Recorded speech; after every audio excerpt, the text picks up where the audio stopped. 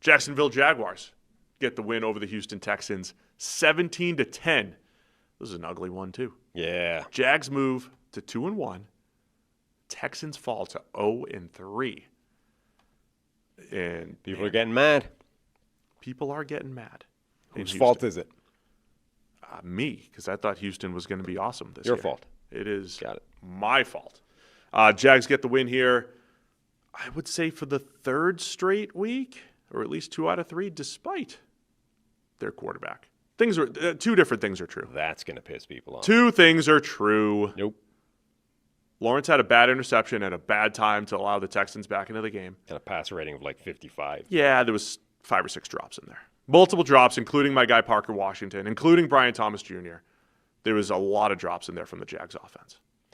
Parker, so it's like last week injury at cornerback, Travis Hunter's forced to play a lot more on defense, so they kind of scale back his use on offense. Suddenly Parker Washington's in there more, and Parker Washington makes some plays. He was great last week. Yeah, he was. But it was like they got so excited by that, they were like, you know what? Parker Washington was so good last week. Let's make him the offense.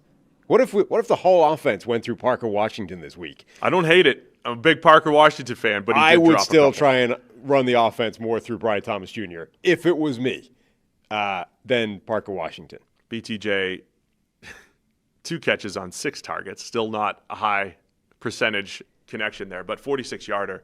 That was huge to flip the field in the second half.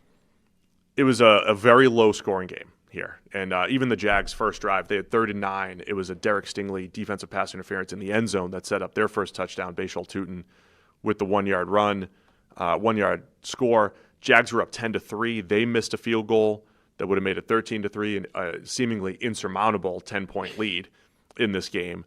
And then the Trevor Lawrence play, man, it's 3rd and 10. You're in your own territory, and it's a 7-point game in the fourth quarter.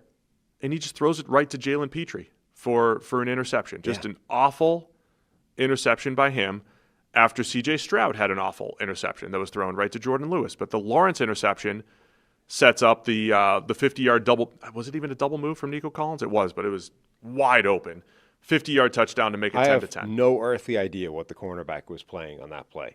It was like a slight double move, and the corner jumps all over it and is like nowhere, falls over or whatever, trying to recover and get the second part of it, and Nico Collins makes a huge play. Crazy. It was such a close game the whole way, but every time one team or other had an opportunity to do anything significant, they screwed it up. You had the Trevor Lawrence interception, Jordan Lewis with an interception as well when Houston's driving down 7. Like every time one side or other had a chance to steal the game back, they were like, not really interested.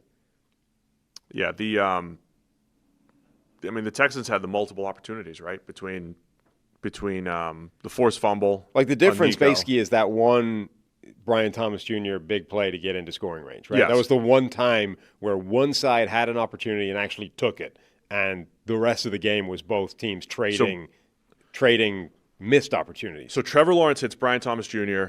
on a 46-yarder. That set up. So we got 152 left in the fourth quarter. And it's a 10-10 game. And then Travis Etienne has a 10-yard touchdown run where I don't remember seeing it confirmed, but the Texans let him score. Yeah. Because the Jags could have run out the clock. By the way, pretty early. I mean, I think it's the right move, though. That was like... Because you're at the 10. I mean, that is a chip shot field goal. But you've got 1:48 on the clock. You have 2 timeouts. Like, that's not a gimme that you're going to...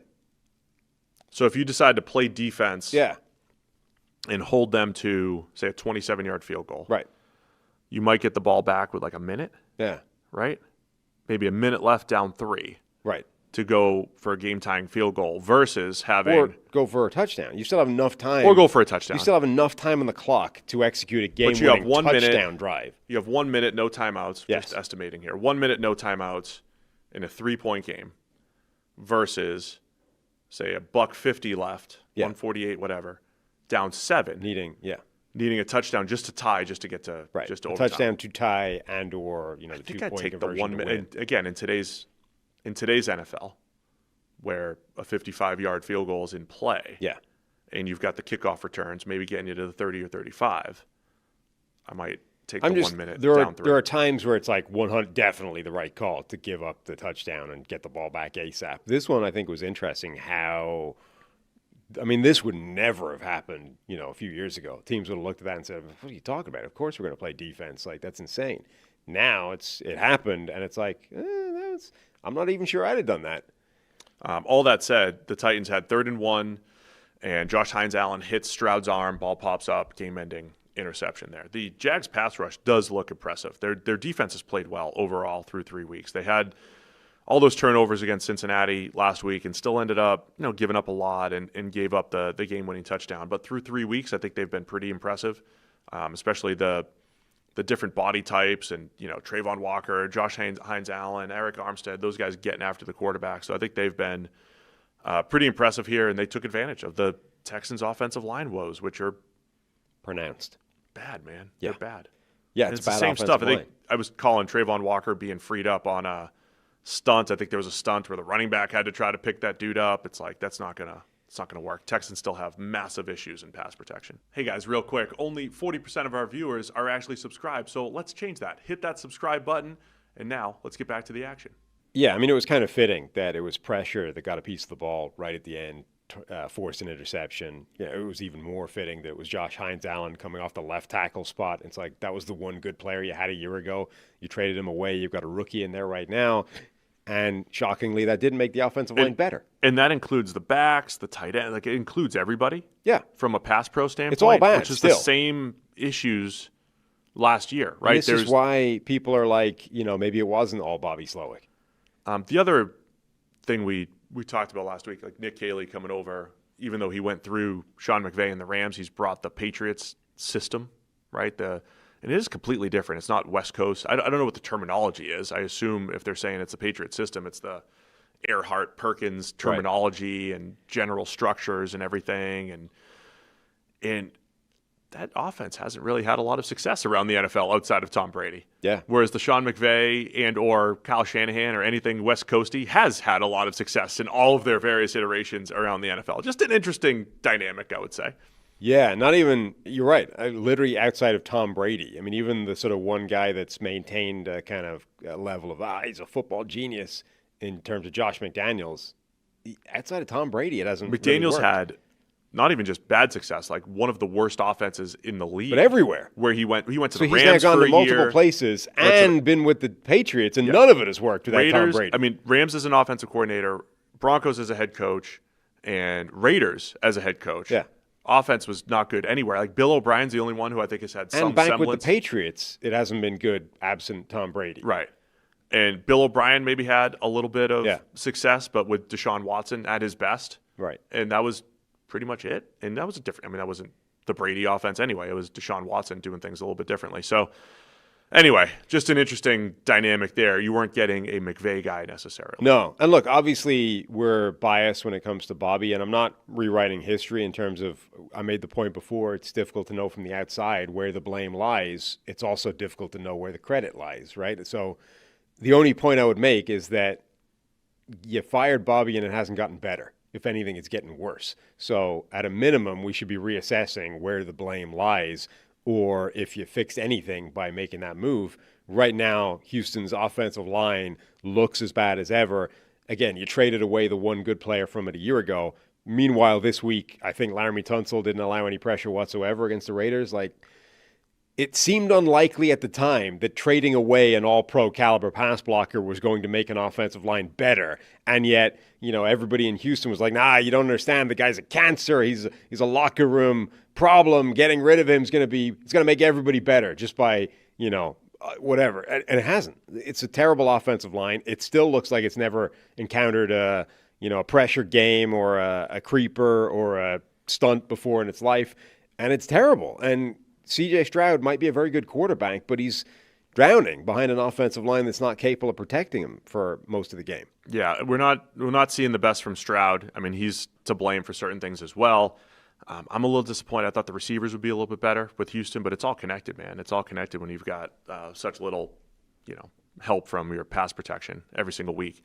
And then, the Jags, I would say, you're kicking yourself a little bit with how Cincinnati game ended last week. You're very close to being 3-0, and that's the nature of the league, right? You're talking about plays here and there, difference between 1-2 and 3-0. Talk to the Broncos, unfortunately, for their fans. Jags are very close to being 3-0. Going to San Francisco to face the 3-0 49ers, who are very close to being 1-2, right? I mean, you just flip a few plays for both teams. And Jacksonville has done it with, I would say, less than stellar play from Trevor Lawrence overall. Yeah. And I would spin that into a positive and say I've seen him play much better football. And as much as I thought he was going to hit the ground running with Liam Cohen's offense, haven't necessarily seen that, but I think that's still in the cards at some point, that they could find their rhythm and the Jags become even more dangerous on offense, and I love the way their defense is playing. I love what they can throw at opposing teams with their variety of pass rushers and create some havoc. And I think the Jags, sitting here at 2-1, should be optimistic for the future now, coming off this win. Yeah, I mean, two different ways of looking at it. Number one, they're winning games and playing reasonably okay right now in multiple areas with a new head coach, a new system, and the most important player on the team in Trevor Lawrence not playing particularly well. So you can say, well, if he ever does start playing particularly well, suddenly the Jags become a very good football team. Or you can say, is Trevor Lawrence going to end up being the limiting factor to this team because they're paying a quarterback $55 million a year, and right now he's not playing anywhere near at that level? I don't know what the answer to that is yet, but that's the kind of analysis for Jacksonville through 3 weeks. Former colleague, another person for whom the 2-year post-PFF curse does not apply, Mike Clay, ESPN Zone, has a Travis Hunter update through 3 weeks. Week 1, 8 offensive targets, played only 10% of defensive snaps. Week 2, once there was an injury in the secondary, 6 offensive targets, played 60% of defensive snaps. And then week 3, just 2 offensive targets, played 69% of defensive snaps. Kind of all over the place. He had the best catch and run, I mean, the best offensive play of the year, right, for him? Yeah, 24, his best play, yeah. I mean, it was looked dynamic after the catch, and we'll see how it continues to evolve. Thanks for watching all the way to the end of the video. Check the Mic is live every Monday, Wednesday, and Thursday, so be sure to hit the subscribe button so you don't miss a thing. And the all-knowing algorithm is convinced you'll also like these videos, and who are we to argue?